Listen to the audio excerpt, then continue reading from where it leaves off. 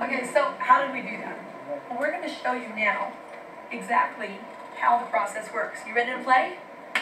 We wait. So this is the time when you guys gotta start writing notes. This is it. Okay, where'd Alan go? Alan, step forward, Alan.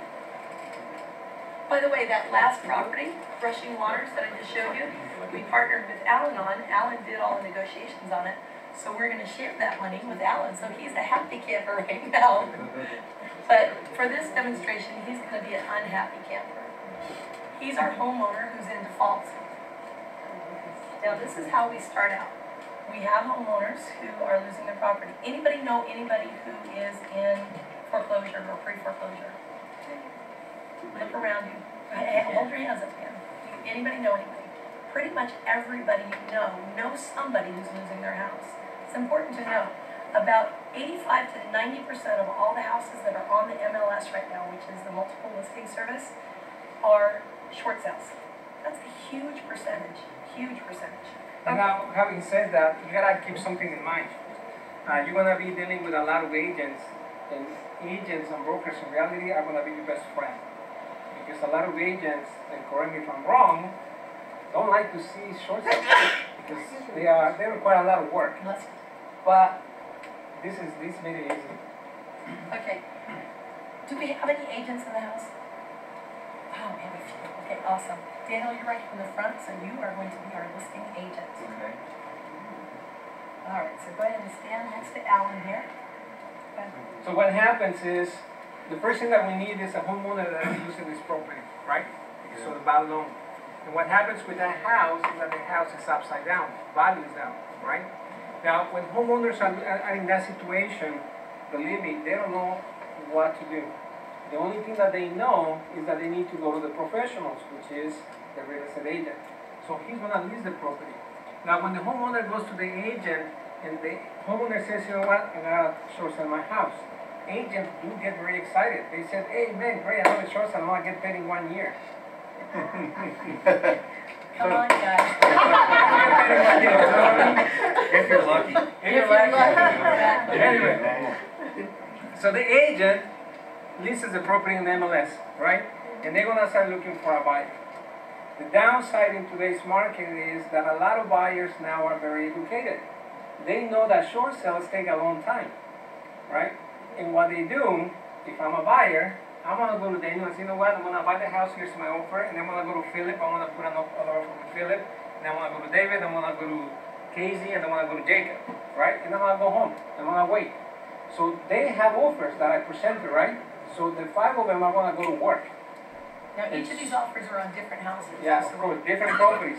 So what they don't know is that I place multiple offers. They only see me as the only client, right? So they want to go to work, and they want to work as much and as hard as they possibly can. But the downside is that if Casey right here approves the deal first, I'm going to go buy the house. And then Jacob is going to call me and say, hey, you know what, I got your approval. I'm sorry about it, too late, I already bought a house. He's going to have to go to work again. And then Philip calls me, and then Daniel calls me, and then it's a mess, right? So they just wasted a lot of time, right? Now, what we are doing here, we're taking that burden away from the agent, okay? So what the agent is going to do, because Daniel is a smart agent, he's going to go to the investor. And then the investor is going to say, you know what, I got this property that I'm selling. It's a short sale, but as you know, buyers, don't stick. So what the investor is going to do is going to get a contract or an agreement with the agent saying that the agent is going to suspend or cancel his listing, right? So I'm going to sit down, Daniel, if you don't mind. Now that listing is suspended. Now there is another contract that takes place, which is between the homeowner and the investor, right? And that's what we call a for sale by owner agreement. Now at that point, a lot of agents are going to say, you know what, I just got kicked out. I lost control of the house. I lost my client, right? But no, that doesn't happen because the investor has to have integrity. And on top of that, a contract between them two, stating that this property, as soon as the investor gets approval, has to go back to the market with the exact same agent that brought the house. Does that make sense? So now there is a security, right? There's an insurance in place. And you gotta respect that contract. One. Anyway, so now the investor starts negotiating with the bank. We need Bank of Leslie. Bank of Leslie, come on up. So now Leslie is the bank that owns the mortgage on this property that is upside down, right? So now Desiree is gonna be working in getting the approval from Leslie, right? And they're gonna go back and forth, and then Leslie's gonna say, you know what? I'm gonna decline your offer. Give me another one. And then she's gonna say, no, wait. There is another one. Why not? Because there is no agent involved. Because there is no agent involved, there is no other offers. I got a for sale by on the contract, that makes me, I'm the only one, right? And then he's gonna say, oh, no, but you gotta lease the property. Homeowner must lease the property. And the answer that the investor is gonna give is, no. He doesn't. We live in a free country. It's up to him to hire an agent or not. If he wants to hire an agent, good. If he doesn't, he doesn't. Right? I mean, you guys agree with that? Can anybody force you to do something here? Right, of course not. So he knows that. He said, yeah, but my policy says, and the answer is, yeah, but the state law, federal law says, that means that your policy doesn't matter. And the bank agrees with that. The bank says, you know what, all right, let's go to work. And then the negotiations start. Pass. Now, we get the approval. There's the approval. And the approval goes to the investor, right? And what the investor needs to do next, he needs to open Escrow of Casey. which is going to be Casey right now. Now, Casey is going to get the approval. Don't fight me for it. He's going to find out, he's going to get the approval. And what he's going to start doing, he's going to start doing the transfer of the title, right? So he needs to transfer the title from the homeowner to the investor, right? Now, what the investor is going to do is to respect the contract. See, so she calls Dan back into the picture. But now Dan is not going to be representing this homeowner, right? He's going to be representing the investor, okay? Now, keep this in mind, title is being transferred.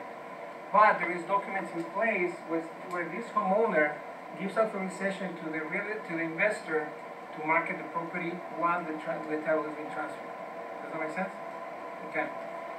Now, he puts a house in MLS and says, house for sale, not a short sale, not contingent to anything.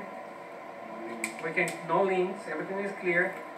We can close within a week. Corporate owner? Right. Corporate owner? Yes, corporate owned.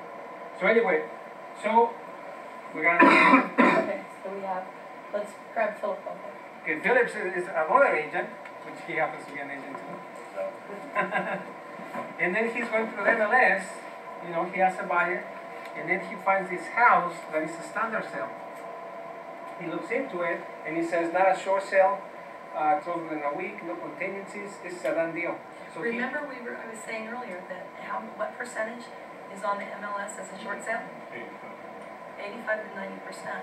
So can you imagine how much it's going to stand out to now have a standard sale that's ready to close immediately? Stands out like a nice sore thumb. So anyway, so he finds a house, he goes to his buyer and says, you know what, I found the house of your dreams, and we can close within a week. Done deal. Now the end buyer, Stand up. which is going to be Pamela. Pamela goes and gets her loan from a new bank, which is going to From Bank of Ramiro. Ramiro, right there. Ramiro's going to be the new bank. Now, Philip, the agent, is going to make sure that Pamela, the buyer, has her loan in place. Right? You guys following me? Okay. Now, what Ramiro's bank, National Bank, is going to do is going to make sure that that the investor, right here, Desiree, is not going to use his money to pay Leslie National Bank. Okay? And we don't do that. I want you guys to understand that we don't do that because that is illegal. Okay? But she needs to pay it. Right? Remember Jay said at the beginning that we do our transaction using none of our own money, none of our own credit? Yeah. we have the miracle man right here. Who wants to be our miracle man? Jacob, you're right here. This is our miracle man. It's a transactional funder. And what a transactional funder is somebody, private party, who has money to invest. And so we borrow that money. Now, we don't use any of our own credit, right? So he's not looking at the transaction, he's not looking at our credit worthiness. He's only looking at the transaction. That's all he's concerned about. As long as his money is protected in the transaction, he doesn't care how much we need. If it's $10 million, we can get it today. If it's $100,000, we can get it today. And we pay for it, but if we can make $50, $60, $20, $10,000, and I only have to pay a little bit for that money, is it worth it? Yes. Absolutely is right. All day long, and twice on Sunday. Absolutely. All right, so now we have our money to pay for Alan's house that we need to pay this lender here. So this money never comes to us, to the investor. It goes directly into escrow. Hold on to that. Okay. Then the new lender is going to take their money and also put it into escrow. So now he's got two sets of funds, but they are very separate. He's going to use our money and our money only to pay off this lender right here. Okay? No, you don't get anything. And what that's going to do now is that's going to make the house right side up, and it's going to belong to the investor. Which means that title got transferred and recorded. Okay? And Alan, our sad homeowner, looks sad, our sad homeowner, gets to move on with his life. He gets out from underneath the debt, so now he's a happy homeowner. He doesn't get to receive any money for it. But during this whole transaction time, he gets to stay in the house. In some cases, that's rent-free, he's staying there for free. And the impact on his credit is much smaller than if the house went to foreclosure. Typically, a foreclosure will stay on your credit forever, because if you ever go to apply for a loan, they're going to ask you if you've ever had a foreclosure. Ever is a really long time. If you have a short sale or paid short of what is owed, typically that will run 2 to 3 years. You can start working on your credit, cleaning it up from day one. So he gets to move on with his life. That's the incentive for the homeowner. Okay, so now we've got Desiree owns the house now. And mind you, this transaction takes about 24 hours. She's recorded title. This guy's happy because he got his money, right? He got what he needed. And he's ready to go home and take his money with him. And, okay, I get the money back. But that's okay, so he's done. So now, we have all So at that point, payers. the advantage for that bank is that he got his money and he got rid of a non-performing asset, right? Okay, so now what escrow is going to do is they're going to pay everybody else. We're going to put all this money in escrow. They're going to pay everybody else. So here's who gets paid. I'll take that money back. Okay, escrow's going to keep some money, right? Because they got to charge Because for their they fees. charge their fees. We're going to pay back our transactional funder plus his fee, so he's all happy. And mind you, that he got that fee for 24 hours use of his money.